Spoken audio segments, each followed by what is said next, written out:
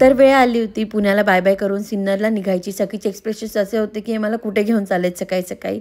Traffic होती पण त्यातून मार्ग काढत आम्ही घरी पोहोचलो. आजी-बाबांनी सखीची जबाबदारी घेतली. नंतर आजी, मावशी सगळे तिला भेटायला आले. ते तिला खाऊ घालत होते. त्याच्यामुळे मी अगदी शांततेत डिनर केला होता माझा आज.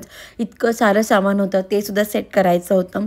रात्री आईने माझे बरेच गाऊन फेकून दिलेले होते. त्याच्यामुळे मी हा जुना ड्रेस काढला जो मला बऱ्यापैकी फिट झाला याचा मला खूप आनंद होता.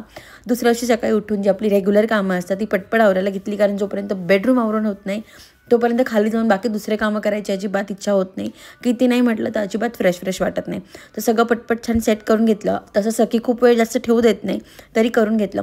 हा ड्रेस घातला जो खूप स्वस्तात मिळाला आहे. तुम्हाला हवा असेल तर लिंक टाईप करा. मला आणि सखीला सकाळी सकाळी मस्त आमची दिवाळीची खर्च मिळाली. संध्याकाळी असं गोड आवरून सखी गेली होती कन्यापूजनेला आणि इतकं सगळं छान छान घेऊन आली. संध्याकाळी बाबांना खूप त्रास दिला, नंतर पप्पाला त्रास दिला आणि असा संपला आमचा आजचा दिवस. बाय.